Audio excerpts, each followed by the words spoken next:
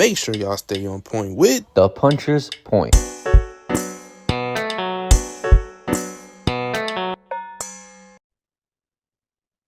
The Mexican War is over. Emanuel Navarrete is now up 2 fights to nothing over Oscar Valdez. Basically, most likely it's going to be a sweep of these two fights between the two fighters. I don't think this fight's ever going to happen again, but nonetheless, Emanuel Navarrete has KO'd Oscar Valdez in the sixth round. Now, I believe this is the first time Oscar Valdez has been knocked out in a fight. And overall, I mean, this was a fight that Oscar Valdez was controlling from the get-go, from the jump. I mean, there was not a round. Actually, I lied. I had one round that was round two. I slightly gave it to Oscar Valdez, but after round two, this was all Navarrete. Now, before I get on to the grades of the fight, I will say, I mean, I'm going to get into it, but there were some problems I had with Oscar Valdez coming into the fight, the way he fought and all that type of stuff.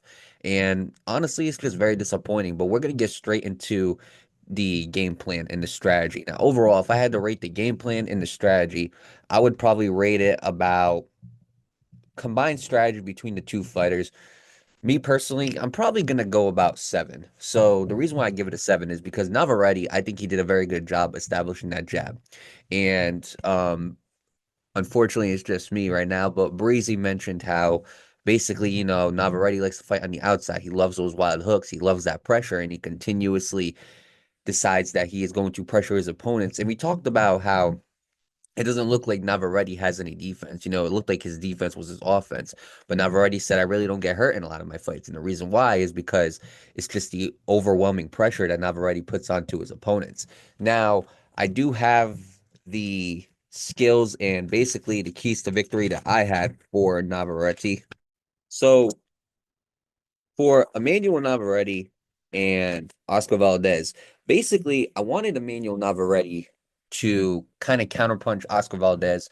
I wanted him to use his pressure, obviously, but at the same time, I also wanted Emmanuel Navarrete to basically just outbox him. Both of these guys were really good counterpunchers. And Navarrete, he is a very, very good counterpuncher, and he also got that pressure. And I think he used that to great benefit. Now, as far as Navarrete, if I was grading these two fighters individually, Navarrete, in my book, gets about a nine. All right. Oscar Valdez, here's where I had some disappointment. With Oscar Valdez, the problem I had with Oscar Valdez is I believe that there were moments where he was boxing, but he didn't commit to that game plan. He just pick and choose the moments that he wanted to box. You're not going to win a brawl with Emmanuel Navarrete because A, Emmanuel Navarrete is the younger fighter, and B, Emmanuel Navarrete is the stronger fighter. There is a reason why he doesn't need much defense to win fights. Now, obviously, everybody needs defense. Don't get me wrong. That's not what I'm saying. But with Emmanuel Navarrete, that pressure that he puts on his opponents, it's basically it's basically to kind of I want to what's the word I want to say stiff arm the defense. He doesn't really need to slip and move and do all that type of stuff. His pressure is enough to basically keep his opponents back, and he held Oscar at bay. Now, there were times where I felt like Oscar Valdez was boxing, and he was boxing some circles around Emmanuel Navarrete in some moments, but he didn't keep it up. Now, as far as the punches that Navarrete was throwing, I mean, we talked about that uppercut, and we talked about that body shot. I mean, both of these guys had very similar skills. But with Emmanuel Navarrete, I mean, that uppercut was deadly.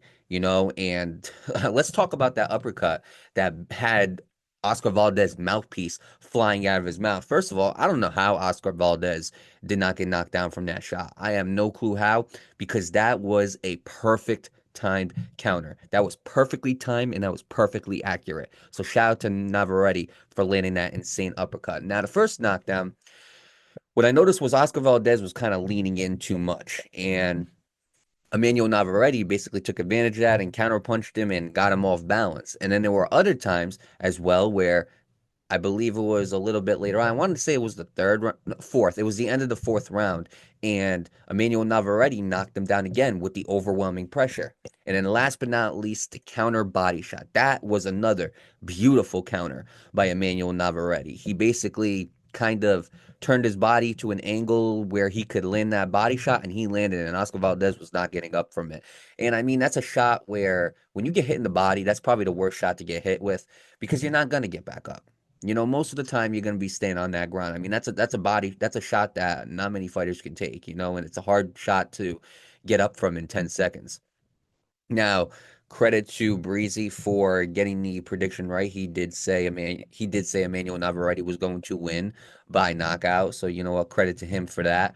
And overall, I mean, Emmanuel Navarrete, there was the whole speculation. We didn't talk about it in the prediction episode, but there was the whole speculation about the hand surgery, and that was the reason why Emmanuel Navarrete wasn't knocking people out the way that he should. That was the whole speculation as to why Emmanuel Navarrete wasn't as dominant as he was in previous fights. And now his hands all healed up, and he was like, I can throw it in many different ways now because I have a 100% healed hand.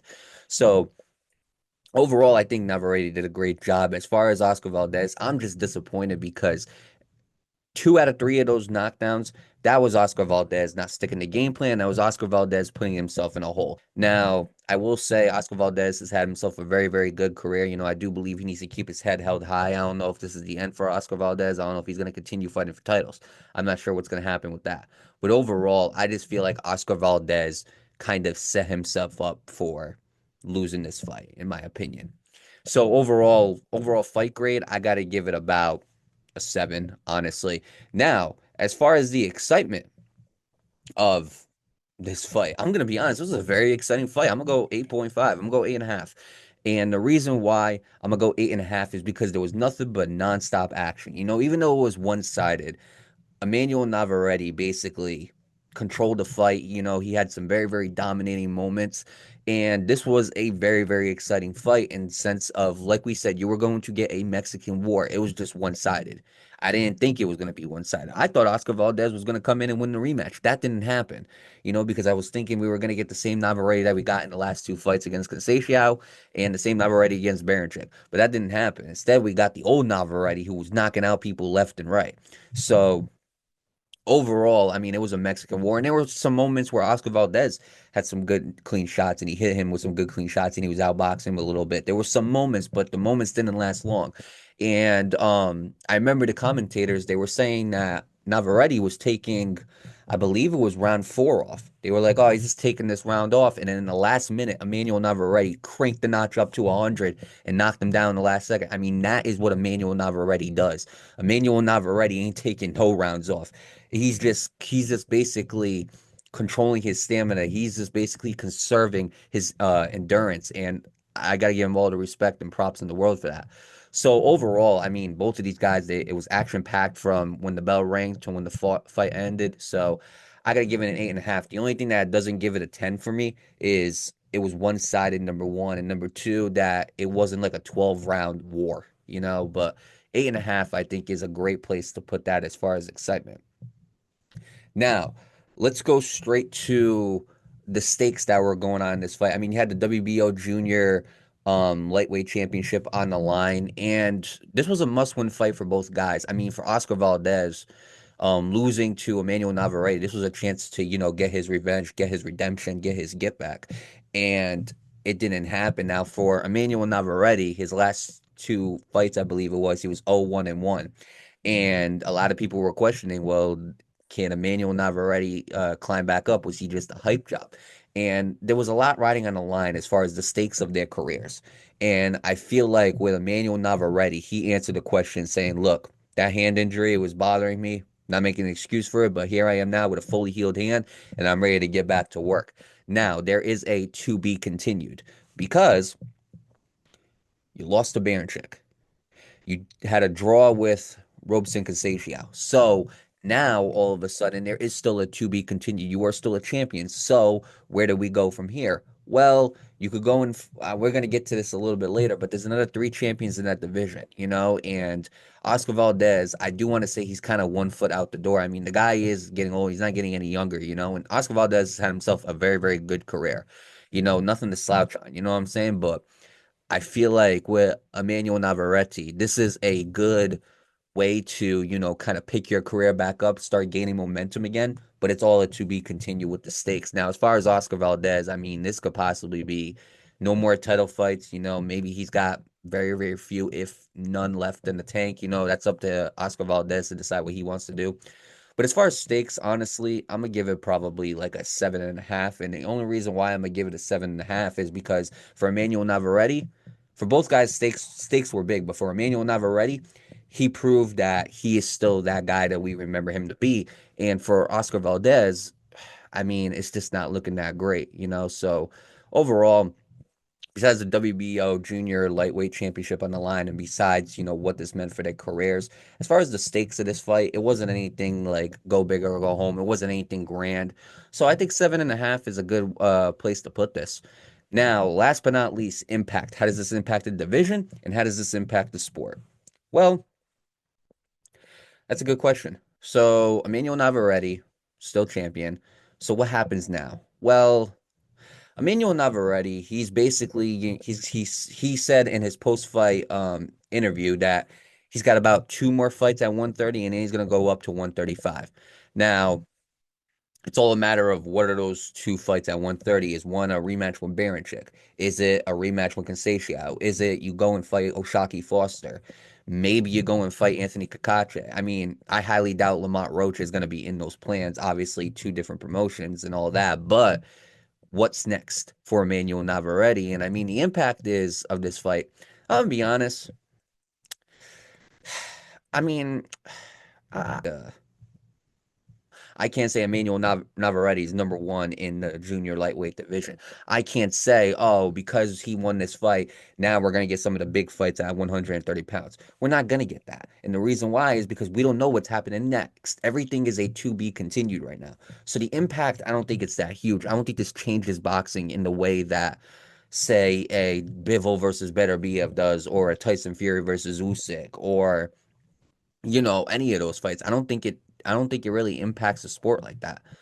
So overall, I would have to give it a 7. And now, with that being said, the overall fight grade for this fight is 7.5. That is the overall fight grade. Now, you might be asking, well, where does that rank in our fight rankings? Well, 7.5 is below Murtazaliev and Tim Tszyu, and it's going to put it above Jaron Ennis versus Karen Chukajan. So that is our third ranked fight, it looks like. Hmm. Um, Overall, I think that's where it should be, to be honest with you. I mean, we haven't had any crazy fights so far in crazy fights where it was like a high grade. We haven't had too many of those um as of this season, season 4. So I don't think it's gonna stay at number 3 for long. But as far as right now, I think that's a fair place to put it. I mean, some people might think it was more entertaining than Murtazaliev and Tim Tszyu. You could say all you like. I don't think it was more entertaining. So overall, I have no problem putting it over there. I got no problem putting it at number 3, and I think that's where it should be.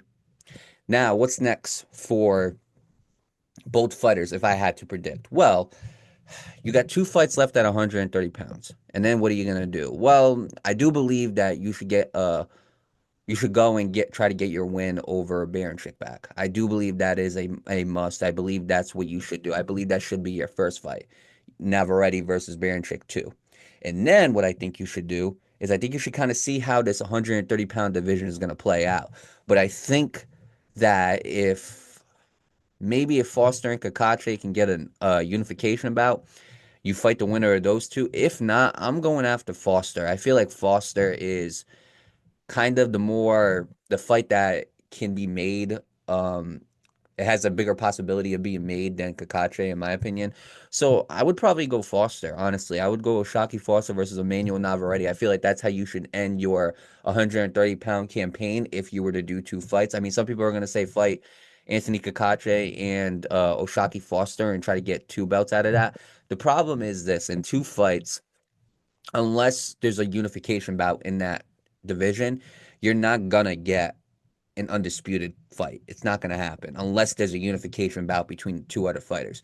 So, I mean, you could win three belts in the 130-pound division, but in my opinion, once you win two, you're already unified. So I would say get your rematch, get your redemption against Baranchyk, and then basically go and fight Oshaki Foster. And the reason why I don't say go after Conceição because you guys had that draw is because now thinking about it, and I said that was probably a possibility after the Oshaki Foster fight with Ropes and Conceição.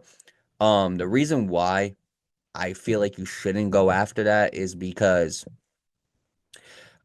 Ropes and Casaccio just lost to Oshaki Foster, so his stock is down. So it has to get brought up somehow. It has to kind of rise again. And right now it's not high. So I don't think that's a good fight for Navarrete. And I don't think that's a good fight for Navarrete to build his stock.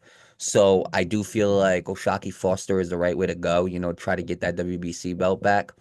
Or try to, excuse me, not get it back. Try to claim that WBC belt. And I feel like that rematch with Baranchik is much more important. So I would say those are the two that you have to do. But I mean, time's only gonna tell. I mean, I wouldn't expect Navarrete back into the ring for at least another 6 months, only because he said he was going to spend time with the family, kind of talk to his team about what's going on. So I feel like we'll probably see Navarrete in like the spring of 2025, maybe. Um, yeah, I feel like that's probably the next time we're going to see Navarrete.